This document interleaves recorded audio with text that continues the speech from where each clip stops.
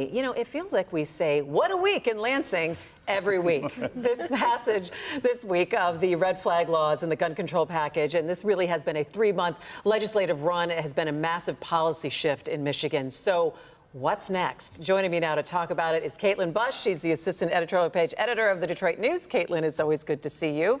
Stephen Henderson, host of Detroit Today on WDET. It's a little deja vu, Steve. It's good to see you. Who are you again? Exactly. And also with us today, Lauren Givens, political reporter for Bridge, Michigan. It's good to see you, Lauren. All right, so if we sit back here and we take a deep breath, and I think really look back over the last 3 months and the volume and the significance of what has happened. Lauren, I'm going to start with you. In covering the legislature for quite a while, how does this stack up what we've seen in the last 3 months? Put it into context for us. Yeah, absolutely. Almost every week for the last 3 months, we have seen major policy shifts, shifting from what had been a Republican majority legislature for so long, many terms, and now we're seeing the Democrats in the House, the Senate, the governor's office. They have just taken Lansing by storm, repealed a lot of policies that Republican majorities held dear, repealing right to work, repealing the abortion ban that Michigan had on its books. Just so many things. The size and scope of what they've tackled is very significant. Will they be able to keep up that pace? That's unclear, but it's definitely been a noticeable shift in the amount of things going through. I think when we talked about this trifecta that's in Lansing right now, there was the caution of Democrats shouldn't move too fast or they shouldn't do too many things.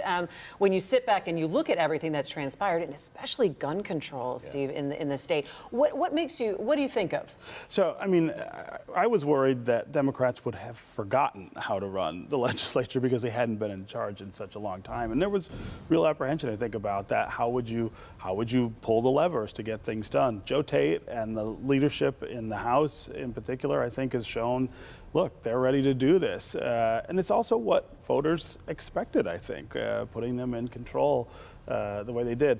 I also think it's interesting that there isn't a real coherent opposition to what they're doing. I mean, there are Republicans, of course, in the legislature, and it's pretty close, but the party is in such disarray, and there is not a consistent opposite message to say, hey, let's do this instead, or here's what's wrong with what you're doing. I think that's given them a little more leeway than they might otherwise have had. Caitlin, what do you think in terms of the significance of what we've seen here and change, really, in Michigan?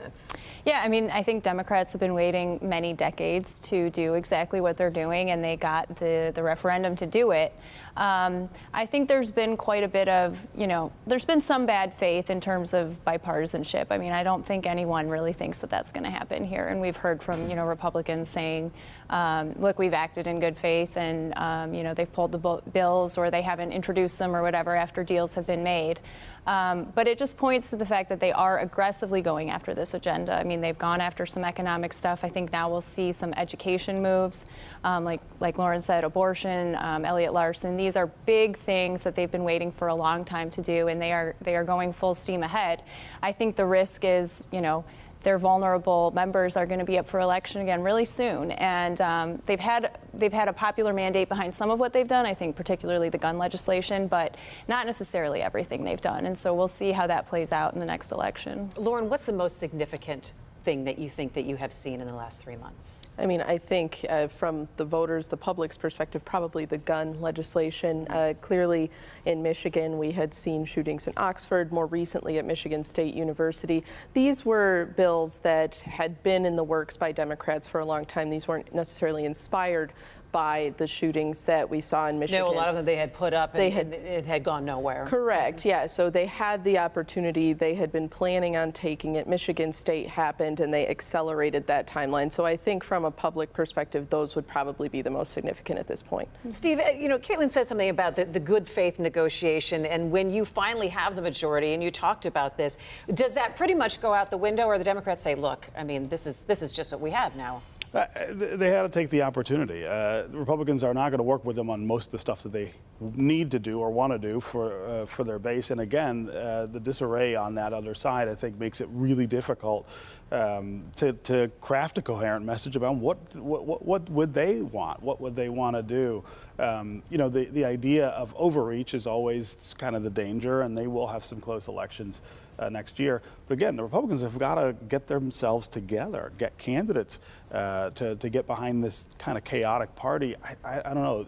It is really a golden opportunity for the Democrats right now, not just because they're in power, but because things seem so one-sided.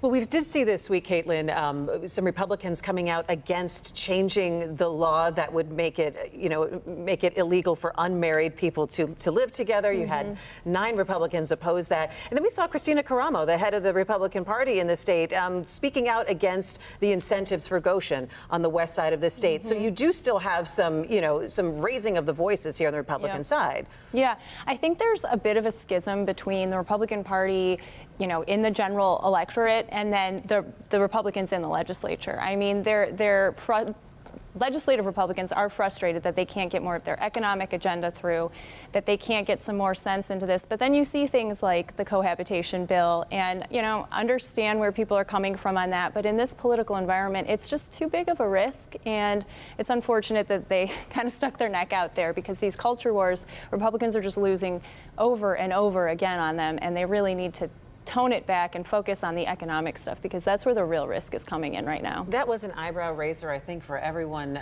Lauren, this week. So let's look ahead. What's next? I know they're working on the budget, but what do you see down the line that the next thing to tackle? Yeah, I think the budget is naturally a big thing. We did see Democrats introduce some legislation regarding energy policy. That could be a major factor for a lot of Democrats who have been long pushing for climate change reforms to address some of those environmental concerns.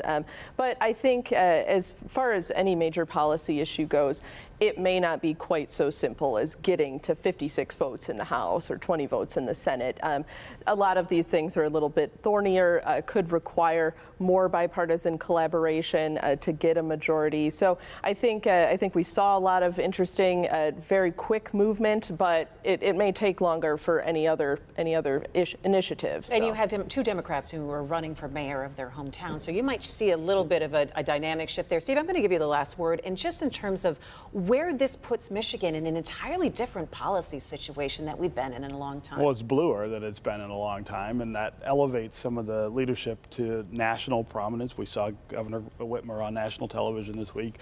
It feels like she just does a lot of national she does press, a lot of that. not a lot of local press. But we're going to see more of that because they're effectively managing a shift leftward. That's going to be news everywhere. All right. Thanks so much for joining me, Caitlin and Stephen Henderson. Lauren Gibbons, thanks so much.